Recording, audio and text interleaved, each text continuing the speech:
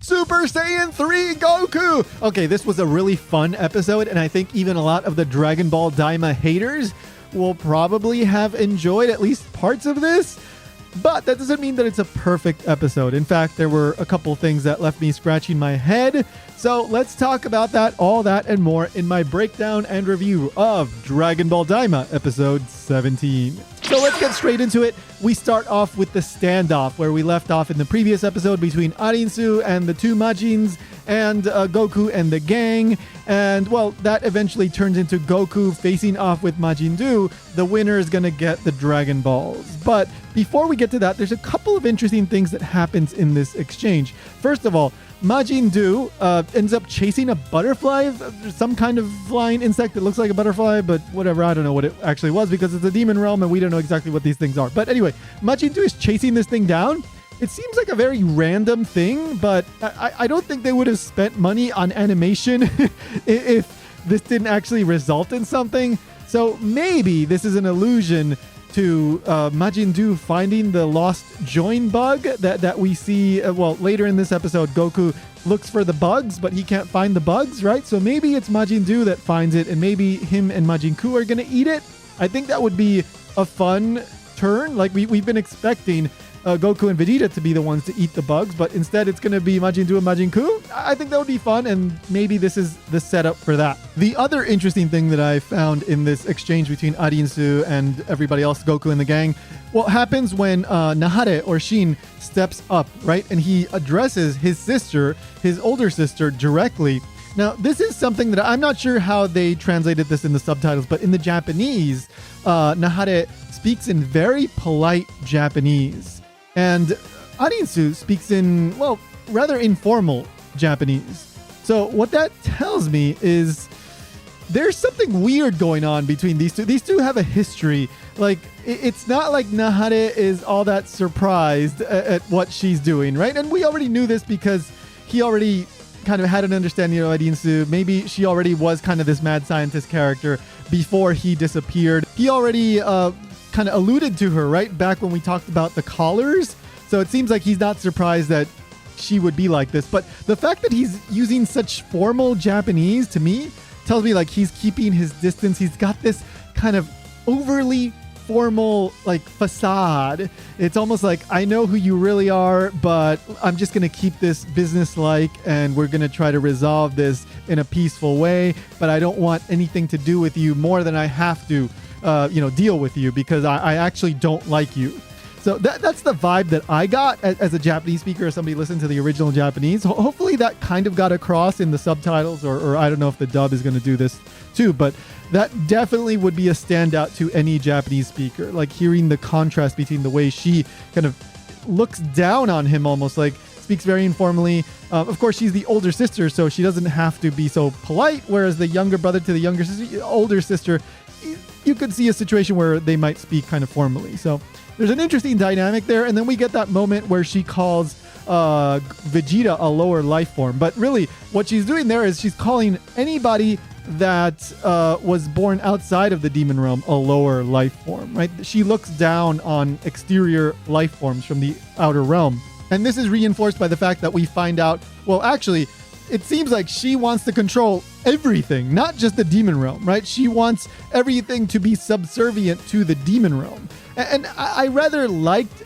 how she, revealed this and how this, evil villain speech was handled compared to Degesu in the previous episode. I think Degesu was a wasted character, but even she kind of says like, oh, that guy, he's got no vision, right? He's got no long-term vision. Like I'm the real genius here. I've got a vision for what I want to do. Like, I just don't want to be like Demon King. I actually want to do something with that and take over the universe.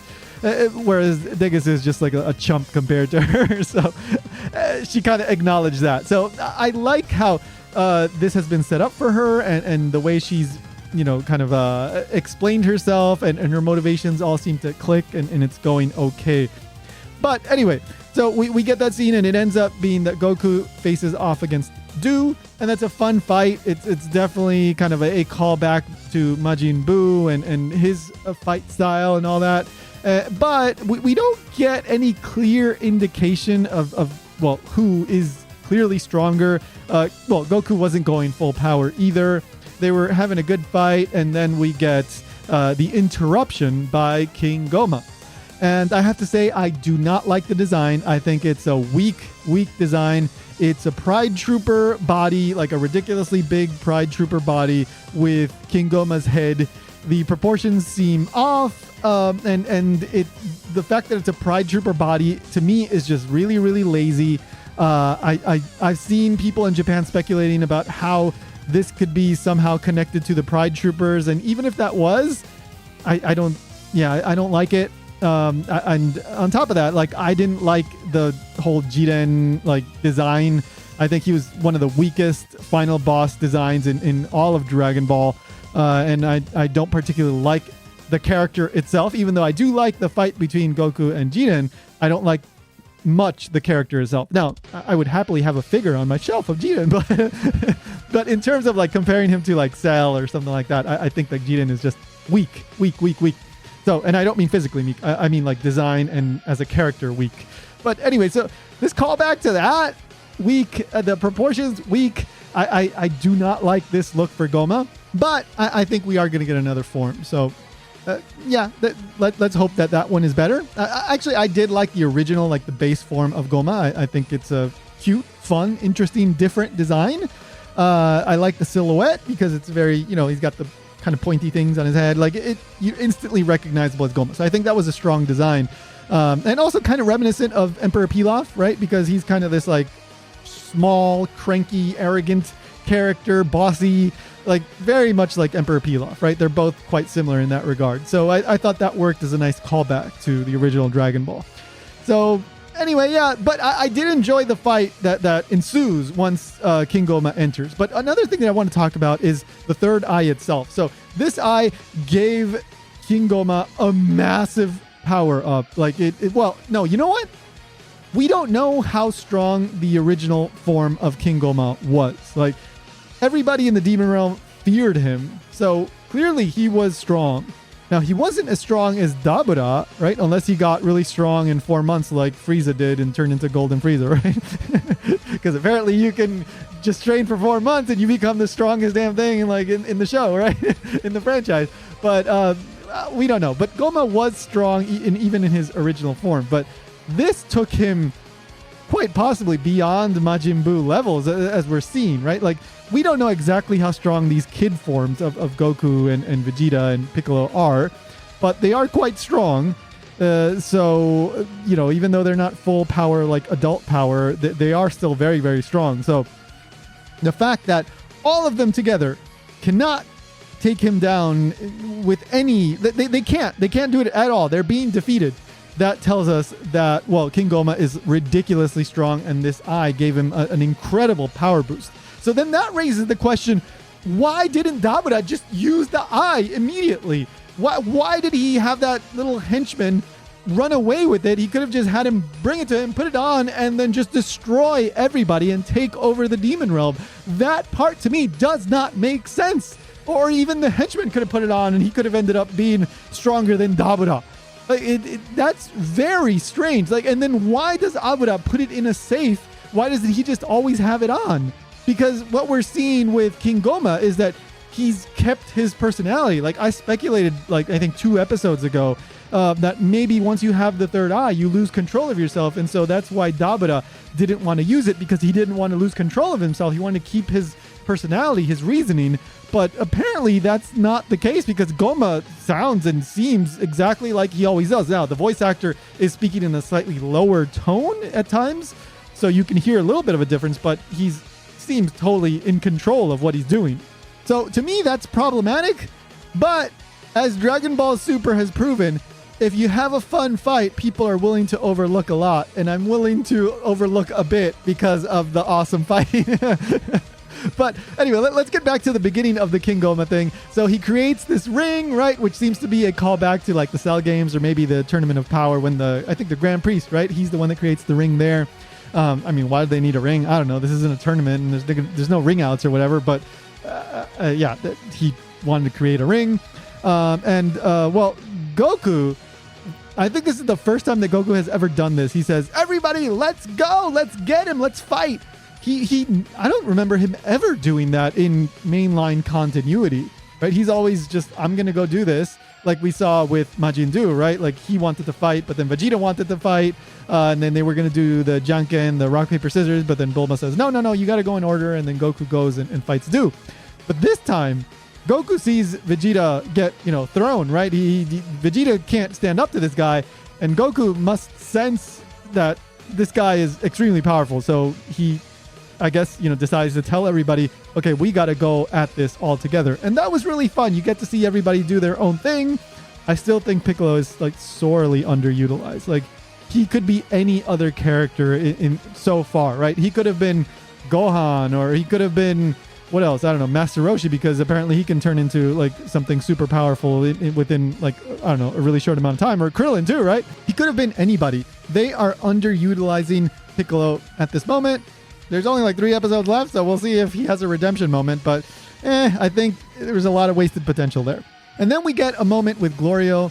He decides to go and join the fight, even though he doesn't have to. Because remember, he has one Dragon Ball. Hypus is supposed to have the other one, right? Like, I can't remember if he has the other one. Yeah, he should still have the other one, right? So Glorio could have taken this moment, taken one Dragon Ball, taken the other one from Hypus, run over to Arinsu, handed them all over, and be done with it, right? Well, okay, they couldn't have summoned the dragon because they would still need Neva to summon the dragon. So maybe, I guess you could argue that that's what's holding him back. But Glorio's still joining in on the fight, and he's kind of confused by Majin Buu and Majin Buu at the beginning of the episode. He goes like, who are these guys, right? So I don't know, maybe Glorio is not going to betray Goku and the gang, and instead he's going to betray Arinsu. We're still waiting to find out what's going on with that. And then we also get Neva with Tamagami number 1, kind of communicating with him wordlessly, right? It's like, okay, go fight. He's like, really? Okay, really? Like, are you sure? Yeah, go. Like, really? And then he powers him up, I guess, right? Like he did with Tamagami number 2. And then Tamagami number 1 joins in the fight. I thought that was a fun thing. And I think this shows that Neba isn't the evil character that we sometimes suspected he might be. He's just really, really concerned and focused with protecting the Dragon Balls and making sure that they don't fall into the wrong hands. And so he's been looking at Goku and everybody and making sure that they are worthy, in a sense, of the wish. And I think he's determined that, well, 1, they might be, and 2, King Gomah is the bigger threat. So he decides to have Tamagami number 1 join in the fight, which I thought was awesome. And then we get some awesome fighting, and I'm not one to talk about animation, sorry. You can go to another channel to do that, but it was really, really fun, really well done. I really enjoyed it. This is exactly the kind of action that I think a lot of Dragon Ball fans were wishing for and wanting more of. And yeah, it would be nice to have gotten a bit more of it, but I gotta say, like, this was just really, really well done, really enjoyable. But yeah, King Gomah is definitely just overpowering everybody. We get Vegeta and Goku getting knocked down, and Vegeta's like, do you have any more of those insects? And I think some people may be misunderstanding here. They may be thinking that he's asking for the join bug, but Vegeta doesn't know about the join bug as far as we know. We've never seen Goku mention the join bug to Vegeta. So Vegeta is almost certainly asking for the revival bug, the Fukatsu Mushi. He shouldn't know about the join bug, but apparently Goku dropped the whatever, where he had the bugs, somewhere. And this is where I think, something unexpected might happen. We might get a different character like Majin Buu finding the bugs and eating it. And then we're going to get something unexpected, like a fusion between them. And then, well, Nahare will have to give him the earrings, right? He has the earrings, right? So that we could still get a Potara fusion, can't we? So we might get Vegito Super Saiyan 3 and Vegeta and Majin Buu fusion fighting against King Gomah, right? Well, I'll talk more about that and what could happen in the next episode in just a moment. And then, of course, we get the big epic moment at the end of the episode. The thing that I'm sure, pretty much everybody must have enjoyed this. If you didn't like this, then you're hard to please. But of course, Goku gets he turns into Super Saiyan 3, and it's a pretty epic moment, and he looks really cool. Like it's great. I think it was a well done transformation. Masako Nozawa does a cool scream. It's not like super, super long, but it was a good scream. And again, she's 88 years old. She's just, well, she must have recorded this when she was 87. She was still a very spry 87. But yeah, awesome transformation at the end. But here's something that I noticed, and also I saw a Japanese YouTuber talking about this. Super Saiyan 3 for Goku and Vegeta do in fact look different, right? So up until now, we only saw Super Saiyan 3 Vegeta Mini, right? And we noticed that Super Saiyan 3 Vegeta's hair looked different from adult Super Saiyan 3 Goku, right? It looks like a lot of people said like Sonic the Hedgehog, right? Like just kind of comes back like more like Gohan Beast, right? Instead of going down towards the waist. So he looked different from what you might expect a Super Saiyan 3 to look like.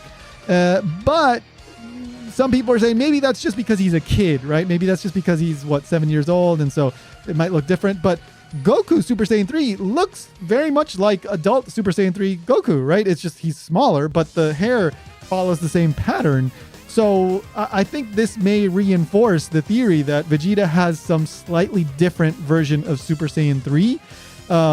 Whether this means it's more or less powerful, we have no idea at this moment. Maybe we'll get a better idea in the next episode, because I suspect Vegeta's going to join in the battle in Super Saiyan 3.